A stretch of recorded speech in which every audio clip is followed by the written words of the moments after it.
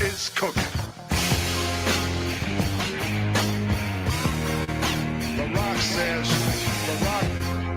the Rock says,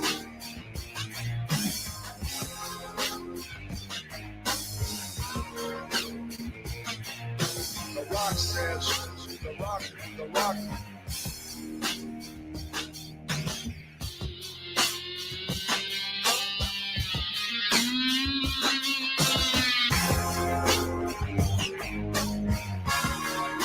The Rock says, the Rock says, the Rock says, the Rock says.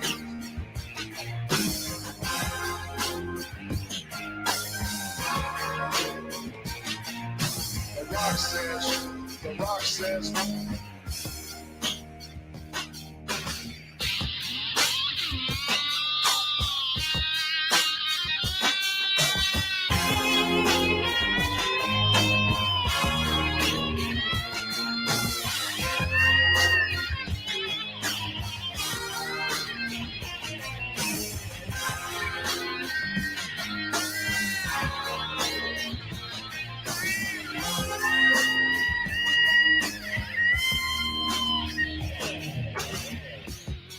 Rock says he's gonna take your little CD, dust it off, turn it sideways, and stick it straight up your candy ass. The Rock says, the Rock says.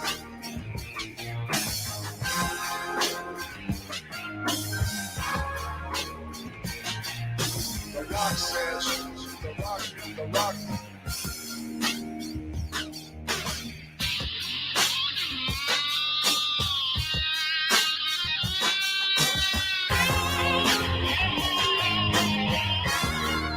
The Rock says, the Rock says, the Rock says. The Rock says,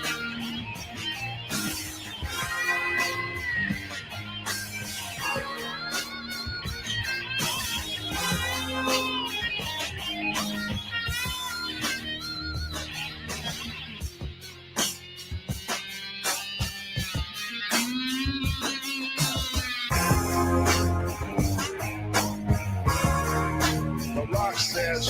The Rock. The Rock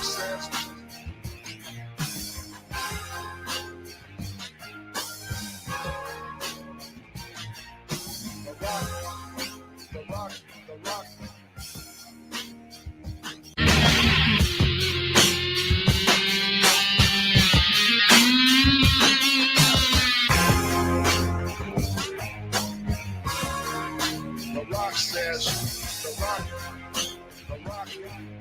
the Rock says.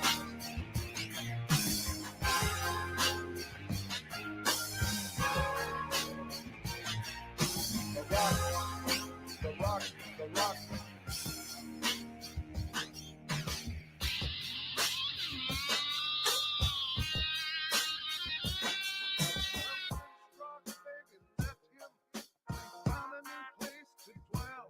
Well, it's down at the end of Jabroni Drive at Smackdown Hotel.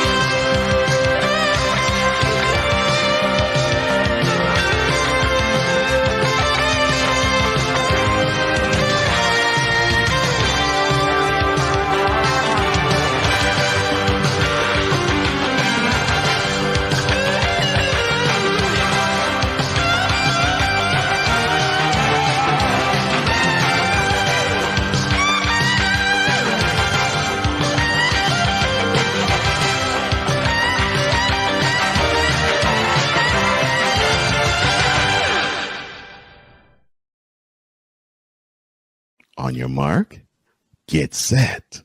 Let's go. I can't do it. We'll do it live. Do it live! I'll write it and we'll do it live! Mister, will you please wake up, wake up, wake up, wake up, wake up?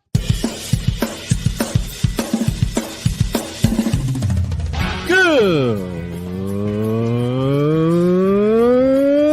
morning, Kevin Durant. You should have left California.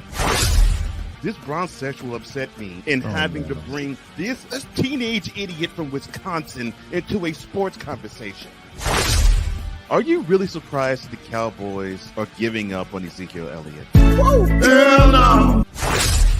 Well, no one cares about baseball. Bitch, are you for real?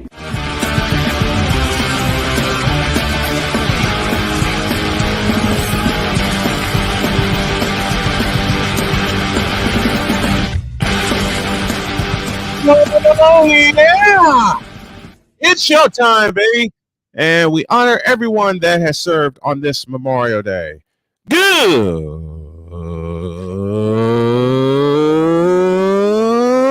morning. Welcome to the Manic Monday edition of Snowman in the Morning. Excuse me a moment.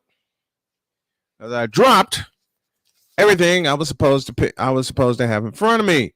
We are presented by BetUs.com. Sports bettors, listen up. Your favorite sports book, BetUs.com, is back and in our 29th year of action. Live in-game betting, incredible odds with daily odds boosters, props and parlays, fast payouts, and exceptional one-to-one customer service. We got it all. Log on to BETUS.com or call 800-792-3887. That's 800-79-BET-US. BetUs.com, where the game begins. We're also presented by Invader Coffee. For the coffee lover who wants quality coffee with no BS and no filler. Invader Coffee is an ultra-premium, veteran-owned coffee company proudly delivering the best coffee your hard-earned money can buy. We aim only to serve the highest quality organic air-roasted coffee beans sourced from free trade farms all over the world. We keep things simple, the best coffee at an affordable price in order to provide you the value you deserve from your morning boost. 100% fair trade farms, whole or ground 100% air roasted coffee with a 100% money back guarantee. Lots to do and a short time to do it. Let's get busy. We like to call this the whip around. It's presented by Fanatics.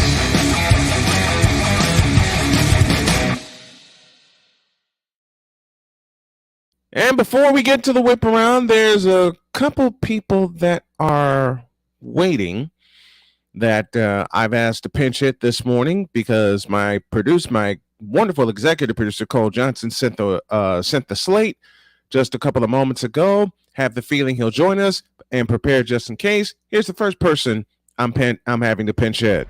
Passionate. Come after me! I'm a man! I'm 40! Unflinching. Let's go back to losing. Parking was easier. Unrelenting. They're not gonna keep him off the field tonight! Totally. This one has a chance! Deeds.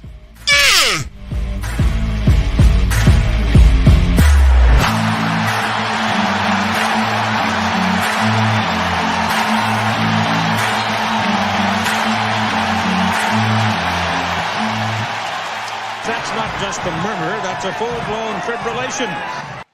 And on the guest line presented by Invader Coffee is the one and only Chris Dietz, and he joins me right now. Good morning, Dietz. Happy Memorial Day to you.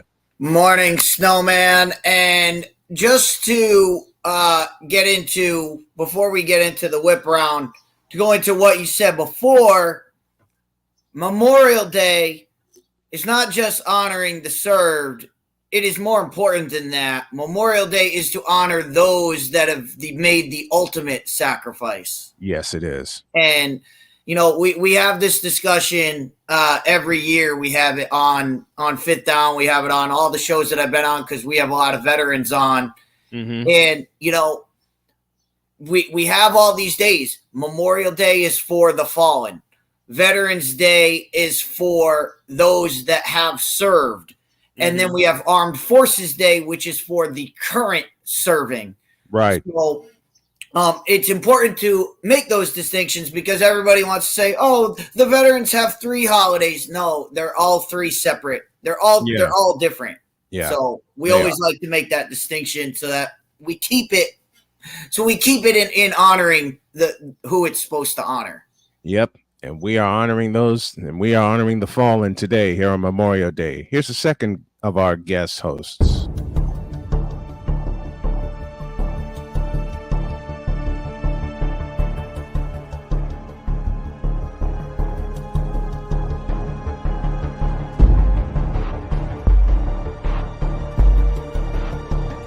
Now, forgive me not knowing the brother. You got your mic, but I don't know who the hell you are. It's like you're in the broadcasting witness protection program.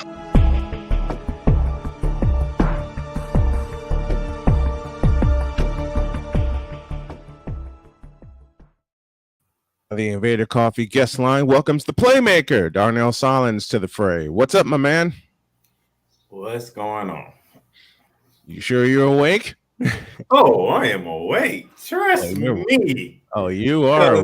Because whatever the lineup setup is, I'm pretty sure I got an idea what it is because me and Cole were having a fun time this weekend.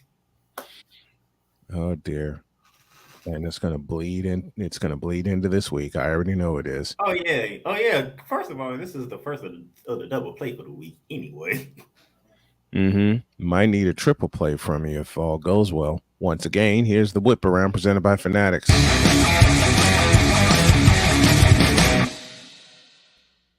And it starts with Le'Veon Bell, whose career is most certainly over. He offered several admissions during an appearance on a podcast that published during the weekend. Among them, Bell admitted that he smoked marijuana before games, that he regretted the way his tenure ended with the Pittsburgh Steelers, where he starred for 5 seasons and blasted former New York Jets head coach Adam Gase, for whom he only played 1 season. Up top to Deech, your thoughts on these admissions? Pretty low-hanging fruit to hang on Adam Gase.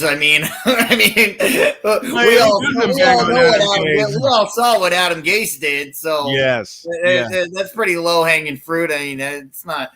You're not breaking any news there. No, we're not. But I think the bigger issue is he smoked marijuana before the games. But so what?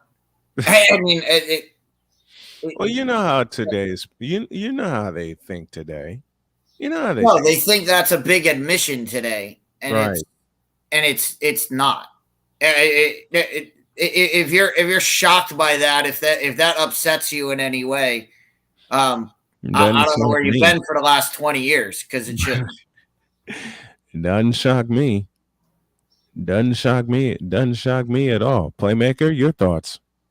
You know what? I'm gonna wait for Ryan to get here. Why are you gonna wait for Ryan to get here? Because why are you waiting? Hey, why are you waiting for Ryan to get here? Adam Gase and the Jets. Yeah, I gotta hear from Ryan on this one. Because I know Ryan's about to have fun on that one. Well, actually, he's got something else in mind. But no, I agree with Playmaker. There's not. I mean, what's a Jets fan going to say about the Adam Gase tenure? That's what you got. You got to ask. Hasn't been said by a Jets fan on the Adam Gase tenure. That's a point. What hasn't been said? Right. You know what I mean? Brother, and it gets crazier. Speaking of the NFL. The contract Jimmy Garoppolo signed with the Los Angeles Raiders gives the franchise some protection against the quarterback's injured left foot. A copy of Raiders' contract was obtained by Pro Football Talk and reported that it contains a waiver and a release clause, addendum G, that is located at the very end of the deal. The clause states that Garoppolo, who broke his foot in a Week 13 game in December while as a member of the 49ers, would not pass the physical required to certify the contract because, quote, because of a pre-existing metal and middle cuneiform and a fracture of the base of the second metatarsal in the player's left foot, and that the club would not enter into an NFL player contract with player, close quote. Downstairs to Playmaker. Number one, you and your getting the cities wrong on purpose It's a crime. No, it's not. It's a crime. That is the Why? Las Vegas Raiders. They're the Los Angeles Raiders, as far as I'm concerned. Yeah, Las Vegas Raiders. That's number one. Number two, the Raiders actually got some brains. What you say?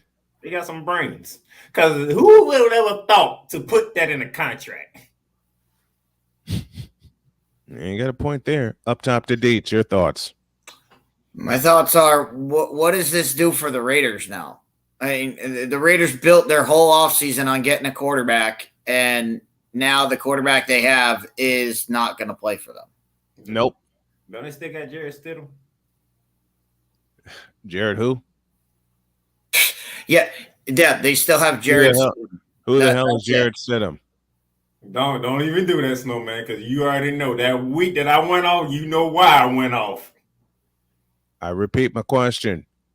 Who in the Vita Blue hell is Jared Stidham? Well, the 49ers should have held know who he is. Yeah, but they still won in overtime. And that's the point. Oakland Athletics fans are getting a first look at the club's potential new stadium in Las Vegas. Oh, boy. On Friday, the Athletics unveiled the first renderings of its proposed ballpark at the south end of the Las Vegas Strip, where the Tropicana Hotel currently stands, as the franchise inches closer to relocating to Nevada from Oakland. The stadium is expected to cost, ready for this number, $1.5 billion, with $395 million being contributed in public financing. Team President Dave Cavall said, quote, "We are excited to share our vision for the A's potential new home. As our first conceptual design, we will continue to refine the look and feel of the ballpark over the next year." And I saw this rendering. I'm gonna let these have that one. I get first shot at this. I took a look at the stadium and looked at all of the renderings, and one question crossed my mind. Only one. And that question was, what the hell is that? Come on, Deets. Is this just the Las Vegas thing now? It's just, hey, we're just gonna take every team from Oakland, and that's just how we're gonna do it. Any team that plays in Oakland, we're just gonna steal them right on over to Las Vegas. Like, that seems to be how it works. They took the Raiders, they're taking the A's. I mean, this is just what they do. The Tropicana is a dump. Perfect place for a ballpark. Pizzle, have you been to the Tropicana? I have not. I'm just saying, I have not. That was a surprising part for me that Snowman talked about how the building looked. He didn't even talk about the fact that they are taking the team from Oakland to Vegas. Well, one, why would I be surprised? I mean, look at the Raiders. Does that tell you anything? You was mad about that. That's why I'm surprised you ain't mad about this one. No, this is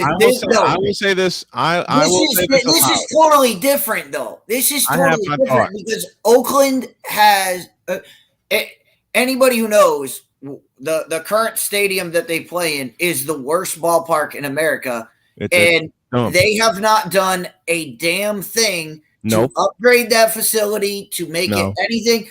Oakland has basically said, the city of Oakland has basically said, if you want the A's, come get them. Mm-hmm. I know that. I know the story behind it. They said over the past few years, with everything needed to keep the Athletics in Oakland, the city of Oakland flipped them off. Essentially, that's what they did. They flipped them off. I mean, the one thing everybody complained about is, it's both a football and a baseball stadium. Well, the football team's been gone for years now. Mm-hmm. They haven't done a damn thing to make that a baseball stadium. No, they haven't. Make it conducive to baseball fans. Mm-hmm. They haven't done a damn thing to. And this goes to the city. This goes to the team. This goes to everybody. Everybody's at fault here. They have done nothing to court the fan the fandom there. Nothing. And it shows, and that's why people don't show up to the ballpark. People don't want to go there because the stadium just it's not conducive to baseball. It sucks. It sucks. Yeah. And everybody complains about it. The players, the fans, every single person that goes there walks away from that stadium going, I don't want to go back. Right. I've seen the Coliseum once. And that was 1993 on a trip to Northern California, and I didn't want to go back. Well, Cole was there. I probably do a 21 salute to Oakland because they ain't gonna have no more sports teams. Did you say a salute? I did. Like this? Ready? And pull. Trash. Sorry, Oakland, but you have no more sports teams after this. No more. When are they going to move anyway? When are they supposed to move? Whenever that stadium's done. That's probably going to take a year or two. So yeah, I would imagine it would be 25. Yeah, that's how I'm looking. The A's in Las Vegas in a spaceship. No, Las Vegas A's. Well, they got the Death Star. They got the Death Star for the Raiders. I wonder what they're going to call this one. A time capsule? Oh boy. I mean, it just sucks. That's all I'm gonna say. It's a great time to be living in Las Vegas. Which I might be in the near future. Jason Robertson is frequently scoring goals again for the Dallas Stars. Jake Ottinger is stopping shots, and Captain Jamie Benn is about to return from a 2-game suspension. The Western Conference Final isn't over yet and suddenly feels different. After Vegas won the first 3 games, the Stars staved off elimination 2 in a row in these playoffs, 1 in Vegas and 1 in Dallas. Game 6 tonight in Dallas. Downstairs to Playmaker. I'm just gonna say this because I'm gonna save the rest of it to talk to Ryan because I have 2 series that's looking similar to each other, and I can't understand it. 2 different sports. I really can't explain it. They're looking real similar. Up top, the Deets. Close us out. It's hockey. We all know this. Momentum is tonight's goaltender. If your goaltender gets hot, you can win a game. So it doesn't matter who's coming back, who's scoring goals. It's who's stopping the goal. That's all that matters. It could be possible we could see a. Oh dear. Hold on. Let me find it. It's very, very possible. You're going to see one tonight for sure. I know that much. No, we're going to get to that. It's very possible that in the Western Conference Finals in the NHL, we could see a Game 7. But before we get to that, we got to see a Game 6 first, and that will be tonight. Should the Stars win, it will indeed force a Game 7 in the Western Conference Final. Who would have thunk? And this is the end of the Whip Around presented by Fanatics.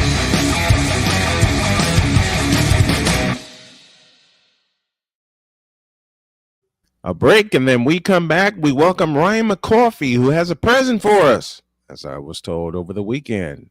Back in a few.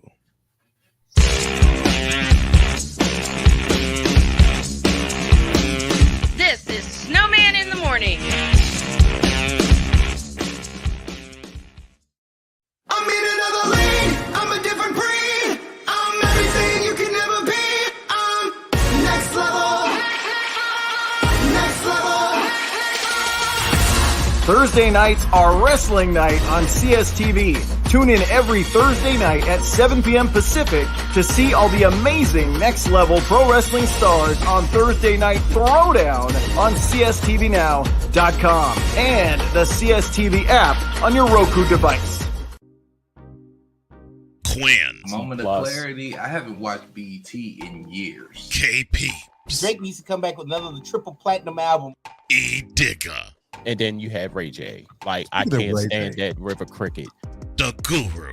Okay, the level of crack she's smoking, I don't want it.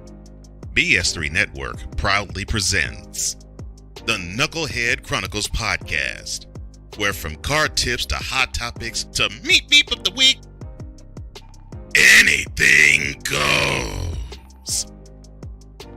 Live every Sunday at 2:30 p.m. Central.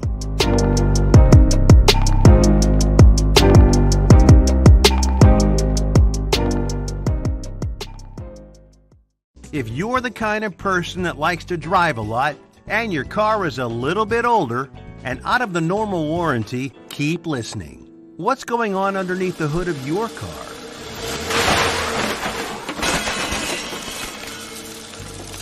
If your car is out of warranty, you're at risk of expensive repair bills.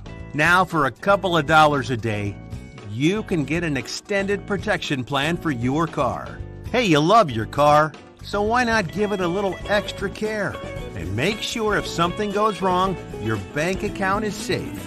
Literally, for a couple of dollars a day, you can give yourself peace of mind that you purchased a top-tier vehicle repair coverage plan. Call the Auto Protection Network right now and ask how you could save an additional $500 on your policy. Call 877-845-0463. Call now. Do you use Viagra or Cialis? What if we can promise you the same results for less than $3 a pill? We'll do the math for you. You'll save more than $16 a pill for the same results. Want more? We'll give you 40 blue pills or 40 yellow pills for $99 and add 4 more pills free. You save more than $500. Stop overpaying for Viagra. Ordering is fast and easy with your pills delivered to your door in a non-marked package. Call now. Now, I'm known as the guy who can fix just about anything, but the technology in most appliances requires very special training to fix, and that's why my family has Choice Home Warranty. Choice Home Warranty covers over 25 major home systems and appliances. That's your AC, heating, plumbing, kitchen and laundry appliances, and so much more. Call Choice Home Warranty now before something breaks down. Get protection for your heating, AC, plumbing, kitchen and laundry appliances, and more. Call 800-973-6121.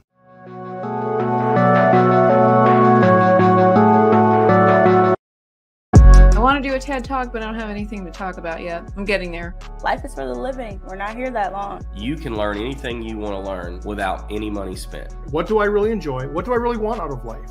I am your host, W-I-Z-E. Are you in a life holding pattern? Well, this is for you. Welcome to the Stuck in My Mind podcast.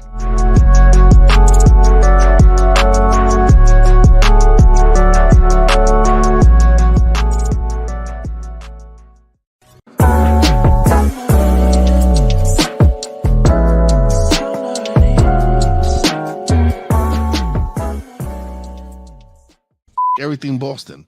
New Kids on the Block, New Edition, and I love New Edition. Can't stand the rain. New Edition. Ben Affleck, Matt Damon, Big Papi David Ortiz, definitely Pedro Martinez. The Bruins, them, the Celtics, Patriots somewhat, but Giants handled them. So, but still a big them. The Boston PD for that Boston Marathon. But I'm sorry, New Edition, I do love you guys. But yeah, yeah. Except for Johnny Gill. Yeah, Johnny Gill is from DC, so not you, Johnny Gill, not you. The other 5 kids that from I'm sorry. They're not kids. They can't help where they come from. But them for being from Boston. Who does Wise go off on next? Check it out today, 2 p.m. Eastern, 1 Central on Kobe Media Inc.'s YouTube channel and Real Wise TV at 8 p.m. and Snowman Multimedia YouTube channel at 10 p.m. The television replay comes your way Thursday on PS3 and Roku at 5 p.m. Eastern, 4 p.m. Central. Mentality, the ultimate masculine safe space. And we thank you in advance for your support. Oh, brother. Well, that's cool. I need an explanation on that one. What? Yeah, they just made an episode of this. Why this is going? Everything that's Boston. Yes. Come on, look what's happened. Oh, I'm pretty sure he said there plenty of times Saturday night, Oh yeah. especially Darren White. I'm not surprised. You know, Look I at have to that. say this. I'm not surprised at all of what's going on. But I'll say that for Howard too. I mean, I said it on the quick live stream I did the other day. Yeah. We could be looking at the second Boston 03 championship run. Championship run. That's insane. If the Celtics win tonight, they're going to win it all because they got no business being in this series, but they are in this series. Speaking of in, let me let this guy in. This coffee with McCarthy is sponsored by Steph Curry Cognac. One, and it's lights out.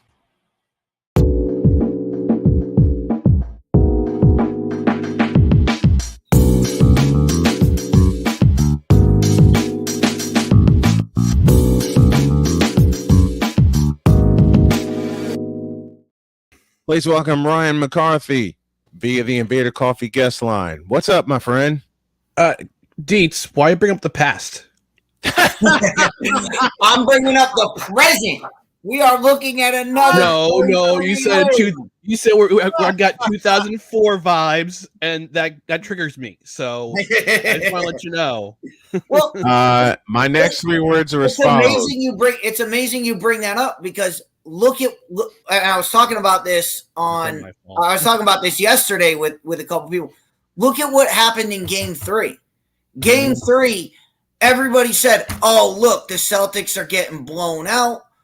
What happened Game 3 of that Yankee series? It was what, 19 to 5, I think it was. Yeah, it was some ungodly score in Game 3 that everybody said, "Oh, look, they're getting blown out in Game 3. This team's just giving up," and we know the rest is history. Look at what happened this series. Everybody said after Game 3, "Oh, the Celtics have just given up. The Heat are too much for the Celtics," and then all of a sudden, Game 4 hits, and look what we got. I mean, it'll be interesting to see if we get, if this does happen and all that. If we get a 30 for 30, I mean, will we find out what the Celtics are doing in the locker room? Because we know the Red Sox were doing shots of Jack. So I want to know what the Celtics are doing with dirty water playing in the locker room for the. God forbid we get another 30 for 30 without another Boston team. I have a bit of business to do with Ryan today. No, you don't. Yes, I do. Yes, I do. No, you don't. And I'll explain why. Is this about Le'Veon Bell? No, that's something to do with you, Snowman. Why are you surprised we smoking pot in the locker room? You ain't got nothing to do. You got nothing to do with me today. Oh yeah, I do. I saved it because Pizzle. I've been waiting for this moment, okay? Because they ain't do it Thursday. I don't think they do it Friday because I couldn't watch the show Friday. Mood them. See, Snowman know where I'm gonna go at. Because I do recall 3 people on here the last time I was on here with McCarthy. 3 people said ain't nobody beating Carolina. Who's in the Stanley Cup Finals? Florida Panthers. Well, how much does this hurt? How much does this hurt Florida right now? I mean, how many times have we seen teams smoke their way through? Then they got to sit while the other series is and all their momentum just goes. Because hockey is a much different sport than all the other sports. From what it's a much different animal because they're on the ice so much and they're expending so much energy. That rest is crucial. It's crucial, especially during the Stanley Cup playoffs. This is a blessing for them. This is a blessing for the Denver Nuggets too. That the Eastern Conference Finals is going 7 games. It's going 7 games. But there's always a balance. There's always a balance between rest and between rest and relaxation. And the rest helps. But when you're playing that hot, that momentum, you just want to get back on the ice and keep that going. Or you want to get back on the court and just keep shooting. And when you sit for 2-3 weeks, you can't get that back. You cannot. There's no way you can gear up for practice. Everybody says, "Oh, they're still practicing and whatnot." gearing up for a practice is nothing like gearing up for a playoff game. World I Championship. don't disagree with you, but they're still sharpening their skills. They're still keeping their skills sharp. No matter who they're going to play, whether it be Vegas or Dallas. So speaking of basketball, Snowman, I know it's Monday, and I know you usually save these until Wednesday, but if you could please push the button. This Braun Session Confession is brought to you by Braun Joy Juice. Braun Joy Juice, the ultimate joy juice of Braun sexuals worldwide. Made with 100% organic seal milk. In a world where partial greatness is celebrated and total greatness is shunned, there stands to be a figure on the lips of those who love him and those who hate him. The inane comparisons to Michael Jordan and Kobe Bryant continue and has existed since 2003. There is no end in sight, for the battle between those who unconditionally love and unconditionally hate him wages on. These are their stories. Welcome to the Bronzexual Confessions. This is Cook. Pizza's gone. This explains everything. Now I know why Cole's not. His body and spirit has left the building. The Haley has closed the doors. All right, Ryan. Cole is not here. Now I know. Cook. All right. So first of all, I just want to say happy Memorial Day is a special time for me because I have family who have been in the military, and I don't know of actually my Uncle Bud was a World War II veteran, and he passed away about 20 or so years ago. So I still think of him too because he was an awesome dude, great guy, World War II veteran. Uncle Bud, thank you, man. I thank you so much for what you did for our country back in World War II.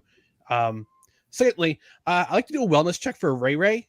I haven't seen or heard hide nor hair from him since his last last appeared about 2 weeks ago. So, Ray, if you're out there, buddy, we're thinking of you. We miss you. We love. Well, most of us love you, except for Vicola. He doesn't love you. But not that business taken care of. Yes. Let's go back in the Wayback Machine to early last week when the Los Angeles Lakers were put to sleep by the Denver Nuggets. Put to sleep. Hey, 4-game sweep. God bless them. Yes. Yes. Good for them for staying in the games, all 4 games, because they made that sweep a lot more competitive than they ought to have. Mm-hmm.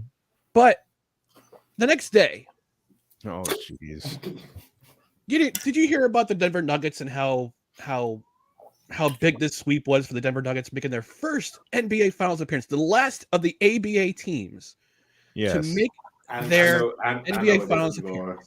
I know where this. I know exactly where this is going. Did you hear anything about that? No. Did you hear anything about the majesty of the game of Nikola Jokic, the babyface killer, as I call him, the babyface assassin of the NBA? Have you heard anything about that? No. Have you heard anything about his support from players like Jamal Murray or the bench or the coach, who put together a brilliant game plan? Have you heard? I heard a crack. I think somebody's cracking into a beer. I don't blame you because it is Monday. But have you heard anything about that? No. You know, Ryan, you actually dived into what I'm going to do tomorrow. I hope you know that. I've crawled into your head there, playmaker. So you actually preparing and Hawk TV or what's coming tomorrow. I didn't forget. Oh, I didn't forget. So this is what you hear. All you hear. This is all you hear. Are the Lakers done? Are they going to blow up the Lakers? Is LeBron going to retire? Is he going to take a year off? That's all you hear. That's all you hear is about LeBron and the Lakers. LeBron and the Lakers. You hear nothing about the Denver Nuggets. You hear nothing about barely anything about the other series. Mm-hmm. No.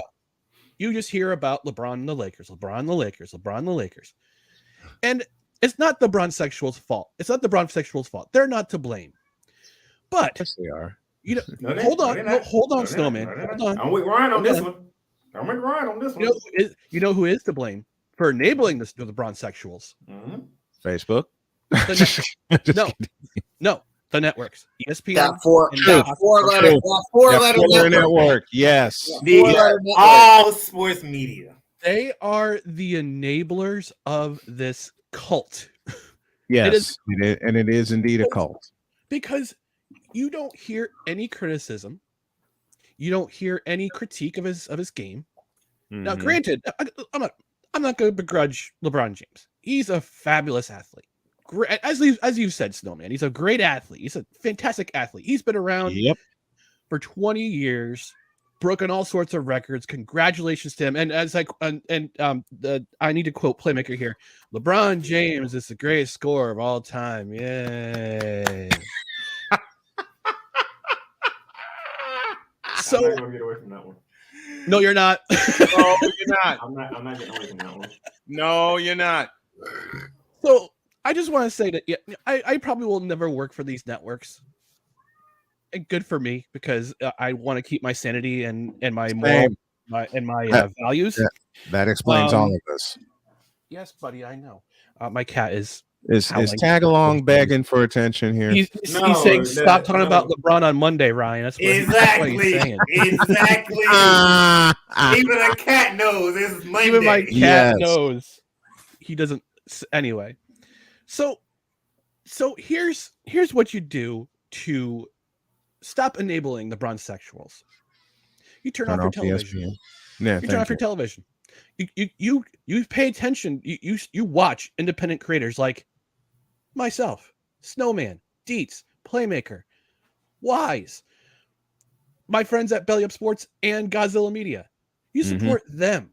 You support them, because we're not going to always talk about one particular player and one particular team that enables that just enables the it just enables that the followers. Okay, now look, I grew up watching Michael Jordan. I grew up watching Larry Bird. I grew up watching Magic Johnson, Charles Barkley, Kevin Johnson, Hakeem the Dream, one of my favorite players, the Olajuwon Sheikh. And I've seen the evolution into players like Kobe Bryant, Dirk Nowitzki, Tony Parker, Tim Duncan. Love those guys. But they didn't have as much attention as this particular basketball player, because he's everywhere. He can't keep himself out of the any conversation. And I think about a couple months ago when he asked the media at a press conference, "Oh, aren't you going to talk about? Are you going to ask me about Jerry Jones? What does it have to do with anything about the basketball game you're playing tonight?" Honestly, it's like, do you need that much attention on you? Do we need to hear your opinion about the latest about anything political? In fairness to LeBron James, no. When the media found out he was a Cowboy fan, that's when it all started. In fairness, dear Lord, yeah. Anyway, so can we just turn off your televisions, turn off the ESPN, turn off I wouldn't say all of Fox Sports. I would just say turn off the Skip and the Skip Bayless and Club Shoo. As in shoo, go away. I don't want to hear your opinion anymore because they're terrible usually. I will get into him tomorrow too. Same here.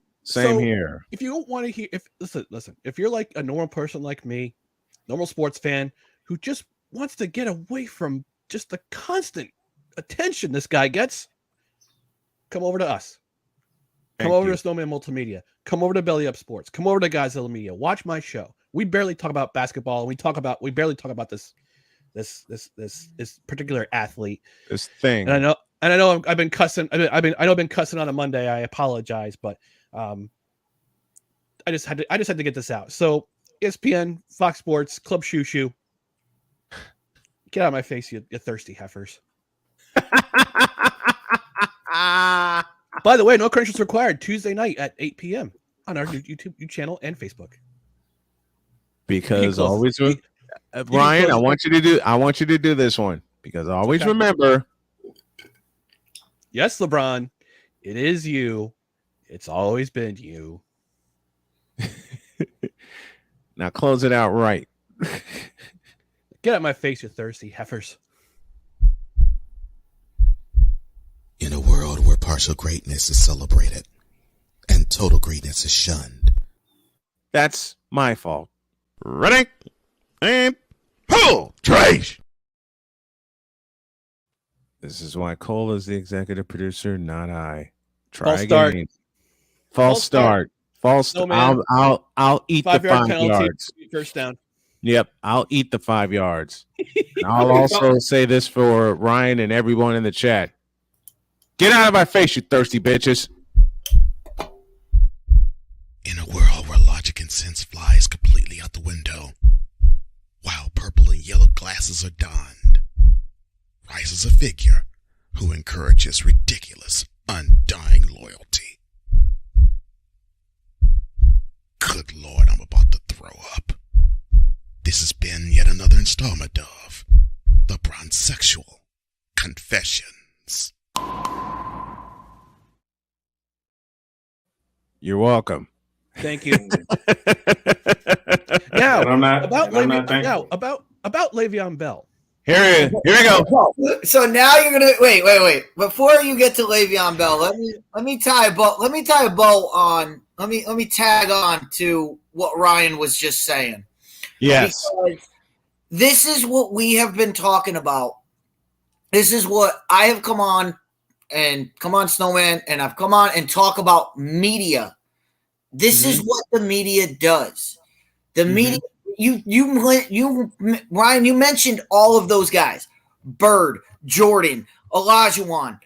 Name a star from the yesteryear. They went through trials and tribulations. They sure did. There were hero's journey. There were always people that would, when Air is a perfect example of this. Oh, this one guy can't carry this one guy can't carry a shoe company. He can't be our guy. We shouldn't go all in on this. We need to spread this around because Michael's not that guy. He's not that good enough. Mm-hmm. And that's what the whole movie is about. Okay. And we see that we grew up with that of, every single guy, whether they're the greatest of all time, they still need to be challenged. They still need to be, we still need to look at them and say, well, they can improve here. They can do this there. This guy, Snowman and I have talked about that individual that you brought up. We have talked about him for 20 years. There has not been a single person on any of these networks that has critiqued his game for 20 years. And we've been doing it for 20 years, he hasn't changed from day one to now. Nope. Why? Nope. Because no one has ever spoken out about it. No one has ever spoken out. What is it that Cole says? And Snowman, if you could hit that button. I'm going to quote Cole Johnson here. I think this is the button you're looking for. It goes like this. Quote. Praise everything he does and never criticizes. Close quote. But that's what we're being fed. That's what we're being fed today. That's what today's journalism is. And that's a big quote. That's a big quote right there. Praise is undying praise and nothing critical ever. You can never criticize anything that anyone does. See, when I was in and what they don't understand is that undying praise. Mm-hmm. All it does is diminish how great somebody is. Because when somebody is criticized, when somebody comes out and says, well, Jordan's not an outside shooter, and he says, "Oh yeah," and then he makes the most 3-pointers in the first quarter of a finals game. Of a finals game, yes. You look at that and you go, look at how great this guy is. It shows how great somebody is when they overcome adversity. Thank you. That's what we've been saying. When you, I've been saying this on Fifth Down. I'm now doing it on Setting the Scene. When you have characters that are brilliant from the start, there's nowhere to go. There's nowhere to go, and everybody just looks at them and goes, "Oh, they're great. They're great, and they continue to be great. Awesome." There's nowhere to improve. I have something to add. We've said this. Gates and I have said this for years. Downstairs to McCarthy. All right. So when I was finishing up my bachelor's degree, I went through a course called it was a course about setting narratives for stories. Yes. And we went through a unit called The Hero's Journey, where the hero in every story in whether it be folklore, myth, movies we watch today, books we read, comic books or novels, the hero has to have some sort of trial. And Deep put it perfectly. You have to have some sort of trial in order to become the hero that you become. So when you're in a society that manufactures heroes, just manufacture them, there's no what kind of story is there? I mean, sure, this particular player has been around a very long time, 20 years. Good for him. But all we've heard is just constant praise. We don't hear criticism. We don't hear criticism about his game, how he can improve. It's just praise upon praise upon praise upon praise. And if you dare try to criticize, you will get foisted upon by the cultists that are the LeBron sexual. Hawk TV being the exception, he actually takes his lumps and he takes his lumps with it. That's the only exception. That's the only exception we'll make. That's the only except. And Hawk TV, we love you dearly. We know you pick at us. We pick back at you. You're a part of.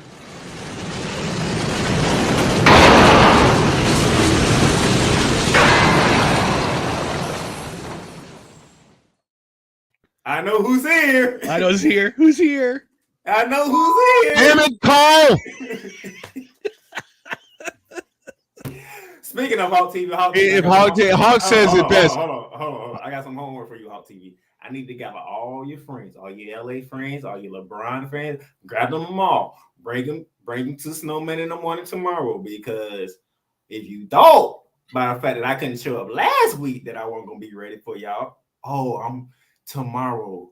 The LA Lakers and LeBron just getting flamed tomorrow. There's no escaping this. I'm saving mine for Wednesday. I'm saving mine for Wednesday. Yeah, I take the entire 2 hours and burn them all. I had to get off my chest today, fellas. I'm sorry. It's Monday that I had to. Why are you apologizing for one of the best bronze-sexual confessions we've heard in a while? I was apologizing to the audience because they have to hear my spiel. Don't apologize. Look. You don't have to apologize to them. They were waiting for it. Show up on Mondays, okay? I didn't expect no. All right, take it back then. So anyway, Le'Veon Bell. Le'Veon Bell. Are you surprised? Let me hand this. Wait, let me hand this to Ryan. Take the camera. Are you surprised that he's smoking marijuana before games during the Adam Gase era of the New York Jets? Raise your hand if you're surprised. That requires an answer from the bishop. Ask that question again. Hey, Bishop Bullwinkle. All right, Bishop Bullwinkle, are you surprised that Le'Veon Bell is smoking marijuana before every Jets game during the Adam Gase era? Hell no. To the no. Hell to the no. Hell to the no. To the no. There you go. By the way, Snowman, my dad loves Bishop Bullwinkle. My dad asked me that one day. He goes, who's that black guy who killed the screen? He goes, hell no. I go, that's Bishop Bullwinkle. He goes, I love him. Hi, Dad. That is great. Wait, on TV has a challenge for you. Some people think Bell was better than he doesn't Curtis. have a challenge. And those people are wrong. Don't even, not even entertaining in the thought. No, because Le'Veon Bell didn't. Not even Le'Veon close. Bell had a listen. Le'Veon Bell had an out. This is the reason. You know the reason why some of these running backs are the way that they are is because of their offensive line. Their offensive line they're smart. They're smart. They're well coached, and they know their assignments.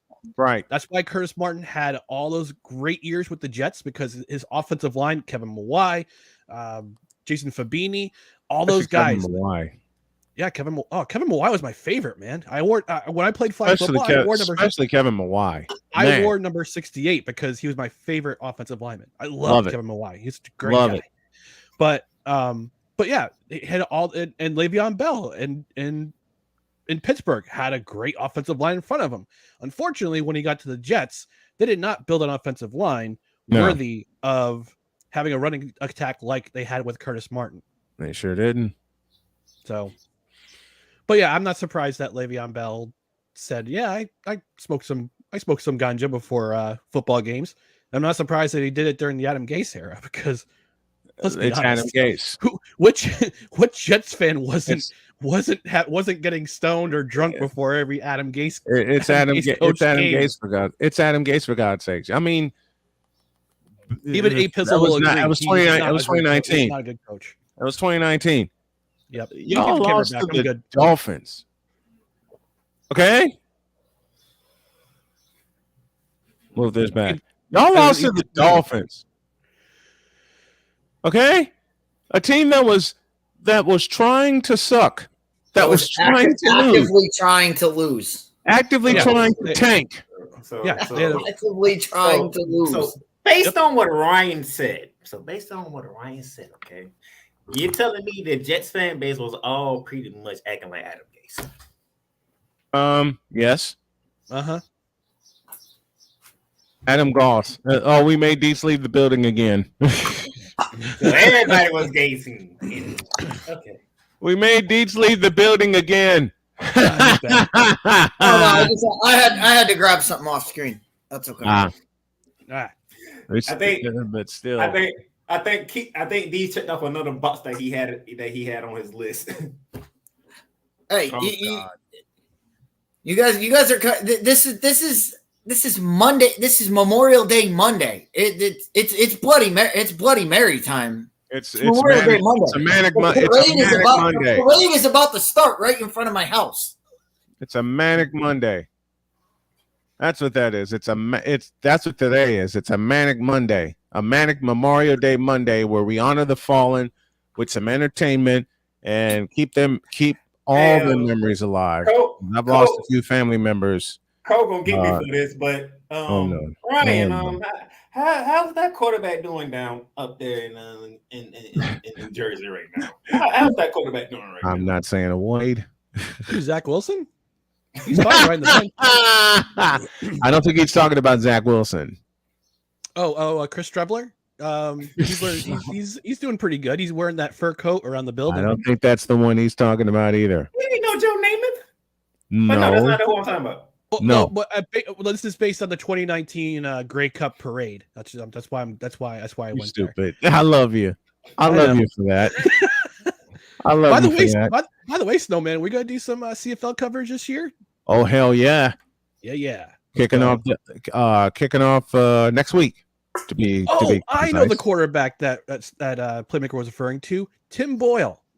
That's who was referring to.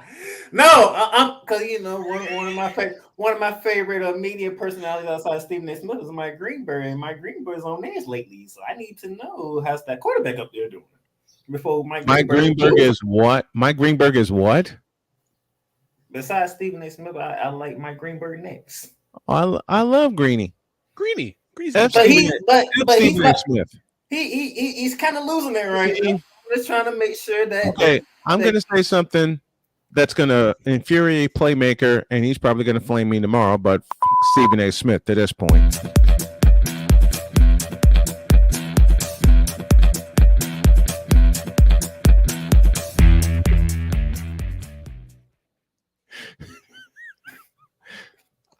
Where is he? Where is that? Where is that mad scientist? The mad scientist disappeared on us again. Oh, I told you he was gonna get me for that. Yeah, I'm waiting for the wise PSA next. Hey, speaking of Playmaker, did you hear our interview with the great Adam Taylor on Thursday? No, I didn't. I need to go eat that. All right, if you didn't hear, there was breaking news. Anthony Richardson threw passes. Oh, that was Matt Taylor we had last Matt Taylor. Voice of the Colts. Yeah. And a very good friend of mine, Matt Taylor. I want to get Playmaker. Playmaker is a guy who watches Florida football. He said Anthony Richardson was throwing passes on Thursday. I have not seen the video yet. Hold on. See, everybody's enamored. Did he throw them accurately? That's the question. Why the you lying? Why you always lying? Oh my gosh. Stop lying. Oh. And I don't know why you played that. He just said, I watched all the Florida games. He was accurate. That wasn't. Florida had a better season. Yeah, that's why I played accurate. that. And now a selection from the Wonder Bread Choir and tell you, ayahuasca won't make the playoffs.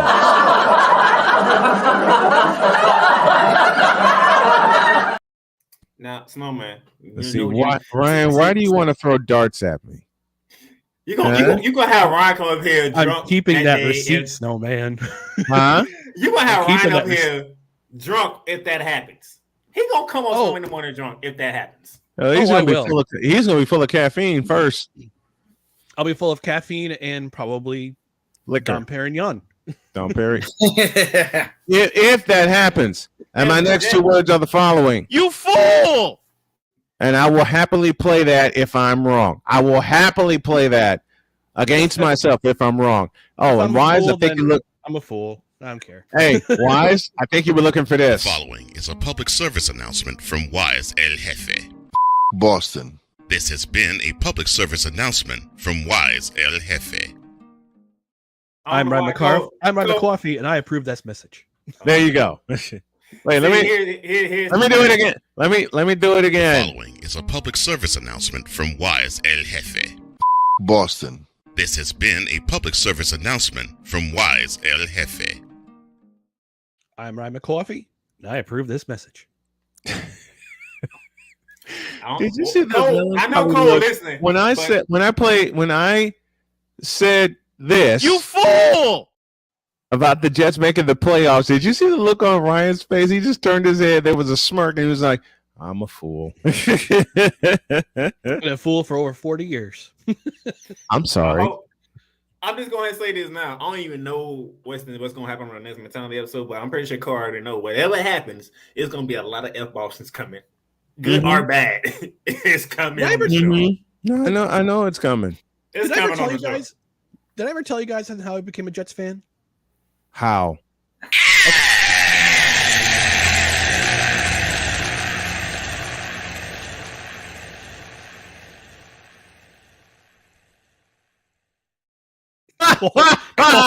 Cole Johnson. Wow, the timing is impeccable. That timing was so impeccable. All you hear was, did I ever tell you guys I became a Jets fan? And the next thing you need, and the next thing you see is.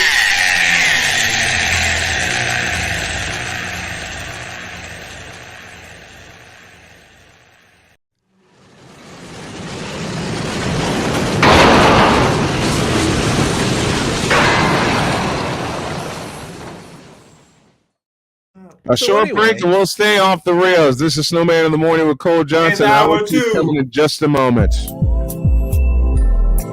This is Snowman in the Morning.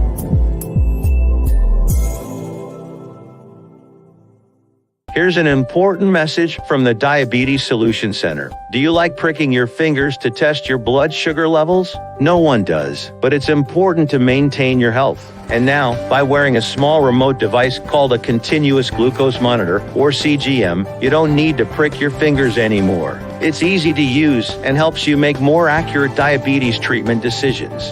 If you are testing your blood sugar 3 or more times daily, injecting insulin, or using an insulin pump, call the Diabetes Solution Center right now. And if you have Medicare or most major insurance coverage, you may be able to get a new CGM at little to no out-of-pocket cost. Shipping is free, and we'll even bill your insurance company for you. If you are testing your blood sugar 3 or more times daily, injecting insulin, or using an insulin pump, call the Diabetes Solution Center right now to learn how to end the painful finger sticks and get your own continuous glucose monitor, or CGM, at little to no out-of-pocket cost.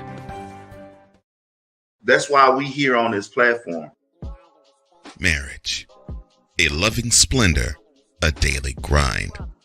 Such is the case when Damien and Jamie get together and chop it up, for marriage is real. Let's just lay it all out here. Let's just be real with it. Join this wonderful couple who keeps it real and always in love.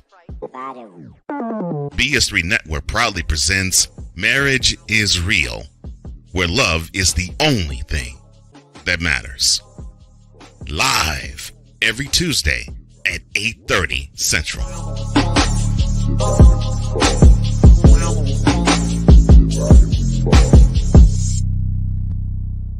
Oh, and Jamie has something to say.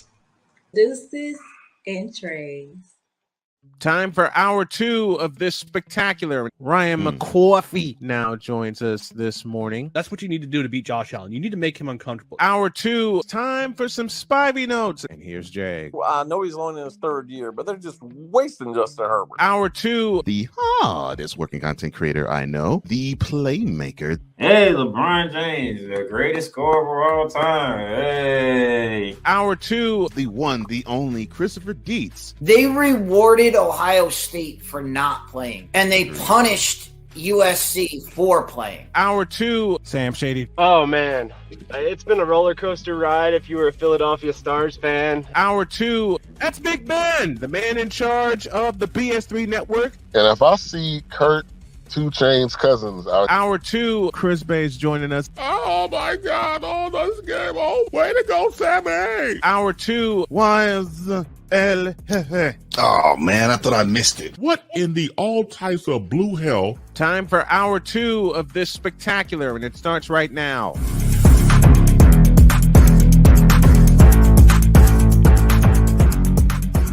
What in the all types of blue hell did I unleash here? Deeds, along with Playmaker, and Ryan McCoffey with the freshly shaved bald head, just like yours truly. Snowman here as we start hour 2.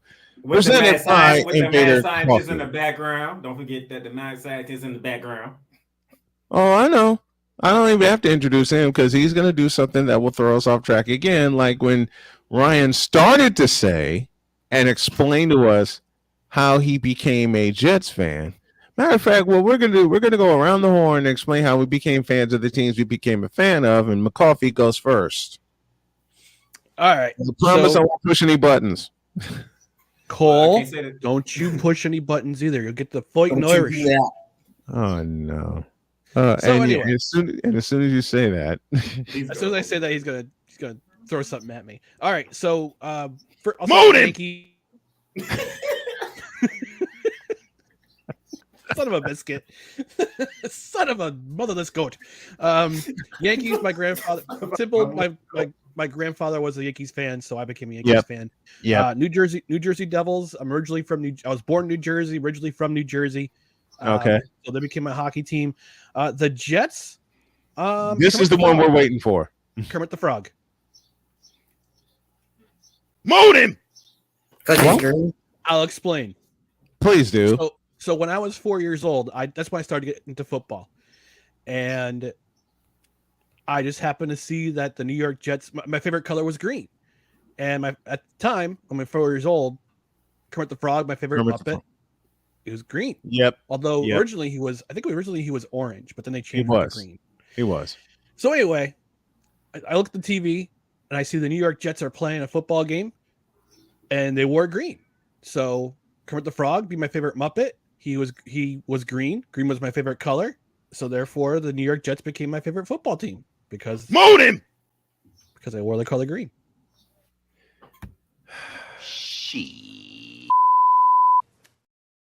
So there you go.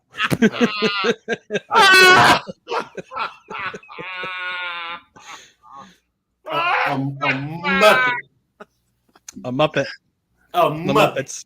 Kermit the Frog. Okay, Playmaker, you're next. Let these go, cause No, you're next. no, right now I'm stuck on a Muppet making him a Jets fan. Man, shut up and go next. Okay, he's in the back. Okay, D, it's your turn. All right. Well, since Ryan did all his teams, I'm just gonna. I'll give you my how I became a Dallas Cowboys fan. First off, if you want the real backstory, you can go listen to Cole's show that I was on earlier, where I gave the entire story. But the short version of that is we used to play. We never watched football as kids. Never watched. Sundays were 9 o'clock. You showed up at the field and we played football. So we played all day long. We went in for lunch one day and happened to turn on the one game where the Dallas Cowboys played the Washington Redskins. And oh no. And the Cowboys won. And we're watching the game and I'm like, these guys are awesome. And everybody starts laughing. And they're all my friends were Giants fans. My other friends were 49ers fans. And they're like, dude, this is the only game they won all year. What are you talking about? And I was like, don't worry about it. This team is going to be awesome. Don't worry about it. Yeah, well, 2 years later, they were Super Bowl champions. They won the Super Bowl. And I was like, see, I told y'all this was going to happen. So that's how I became a Dallas Cowboys fan, out of spite for everybody, every one of my friends telling me, oh, they're not going to be good. You don't know what you're talking about. Blah. And I was like, well, you all hate them, so I'm going to like them just to spite you. And then they go out and win a championship. And I was like, all right, well, that's the end of that. Bitch, please. But how I became a Mets. How did you become a Mets fan? Hey, what's up? The Darian Hopkins Show joining us. What's up, Darian? It's good to see you, my friend. We always used to go. We always used to go to baseball. We always used to go to baseball games, and the baseball games we always used to go to were at Yankee Stadium because my cousins were Yankee fans. My parents grew up Yankee fans, so we would go to Yankee Stadium. And so we decided one year, hey, let's just get tickets to opening day. Right. Well, Yankee Stadium was sold out. So we said, all right, screw that. Let's go to Shea. So we went to Shea Stadium, and we went to Shea Stadium every single year for opening day. You know, I never got perfect attendance, but I never cared because we went to opening day every single year, and it was awesome. Stadium. And it was awesome. Took the whole day off, went down there, had a great time at opening day at Shea Stadium, and that's how we became Mets fans. Nice, very nice. You're next, Playmaker. I just love that Deez became a Cowboys fan out of spite. Out of pure spite. Out of spite. Out of pure spite. All right, Playmaker, you're next. Where do I begin? Let's see. What you want to hear first? Football. I'm doing college or professional? Both. Florida Gators. None but an hour and a half away from Jacksonville, Florida. Okay. My favorite color is blue. And what's the main color of the Florida Gators? Orange. It's blue. Don't you even try that. Orange. Damn it. Despite, and Chris and Dee's gonna love this, despite growing up in a house full of Bulldogs. I love that. I love that. So yeah, that's the Florida Gators. All right. Rams. Greatest show on turf. That's pretty much it. Yep. That's how greatest show on turf. Watched them play against the Philadelphia Eagles, and it was off and racing from there. Okay. And y'all need to hear Ramley talk every week, which is absolutely fabulous. Hosted on my. Okay. Orlando Magic. What does this say? Penny Hardaway, Shaquille O'Neal. Okay. Nick Anderson, Dennis Scott. Brick Bo Anderson. Outlaw, which a lot of people forget about. Bo Outlaw. Scott Skiles. You know, Jerry Ice Reynolds. Ben Watts began his career in Orlando. Terry Catledge. Oh, I'm sorry. Too far back. So yeah, that's a history of me with the matches, okay? I still have I know at home I still have my Orlando Magic Shaquille O'Neal rookie jersey. Nice. That jersey was awesome. I think I have a Shaquille O'Neal rookie card. Nice. Yeah, very nice. Hang on, I'll find it. Deets, who's your favorite college team? Do you have a favorite college team? Well, see, college football, I don't. He's kidding you, right? He is coming out the Ryan today. He's sicking him. He's sicking Ryan. I don't have a favorite college football team because I went to a Division III school, so I could care less about everything that happens. But I graduated right there. That clip right there. But I grew up. I actually grew up a Seminole fan. Because Charlie Ward. Watching Charlie Ward was amazing. Watching Charlie Ward on a football field was awesome. Mm-hmm. But the real reason I was a Florida State fan is because they had the arrows on the helmet, and I'll do this. Oh, the spear. I'll do this. Guilford. We're old school Guilford. We were the Indians, and our midget football team. We had the exact same uniforms. We had the exact same helmet logo as Florida State. So that's why I watched Florida State growing up. Ooh, there he is, Shaq. Shaquille O'Neal. 7-1 out of LSU. But there you go. The team, I always say when I watch college football, I always say I am a Notre Dame supporter because I watch Notre Dame. But the only reason I watch Notre Dame is because I went to Notre Dame High School, and that's it. It has nothing to do with. Probably coming after Deets. Nothing to do. It has nothing to do with being Irish. It has nothing to do with any of that. All it has to do with. I went and played 4 years for Notre Dame High School. So I'm like, all right, I'll support Notre Dame. That's basically it. Other than that, I don't really care. But that's why I say I'm a supporter. I don't live and die by if Notre Dame loses, I'm like, all right, they lost. I can't wait for this.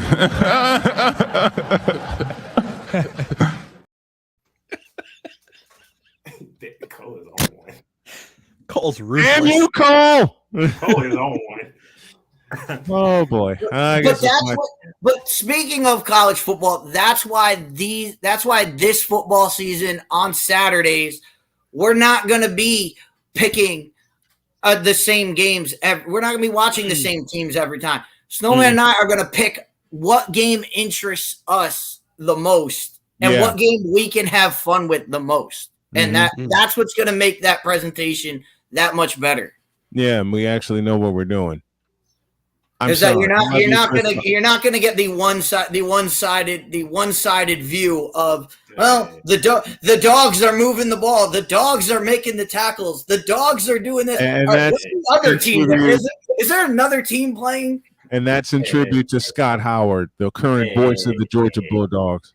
As I recall, there was one person who actually got the Final Four correct in the exact order.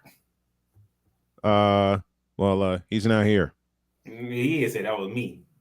No. I told you who was gonna be 1, 2, 3, and 4. And y'all didn't want to believe you didn't, and I got receipts. Bitch, please. I got receipts too, but I didn't know that. And that was for you, Snowman. Yeah, it was for me. All right, it's my turn. I became a White Sox fan because I lived on the south side of Chicago. And my dad took me to a White Sox game in 82 with my mom and my sister and my cousin Jackie.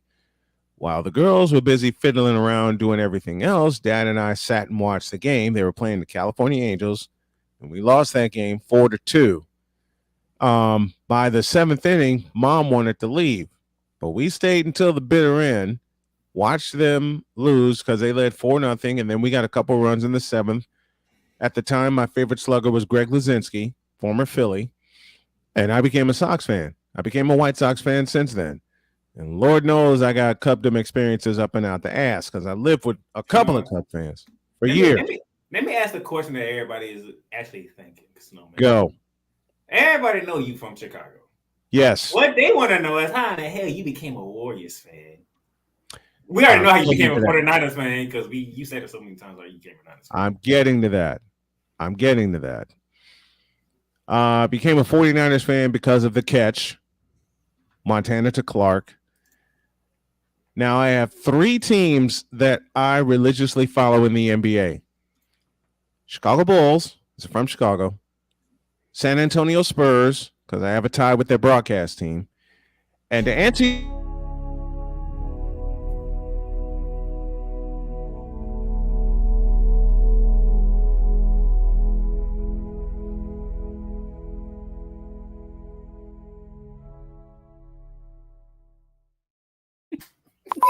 Cole. I knew that one was for me. Oh, mercy. All the way from the city 5th. Oh, I dare you. Cole, I love Cole. I love you, Cole, but I'm going to borrow a little Pulp Fiction. Do that again.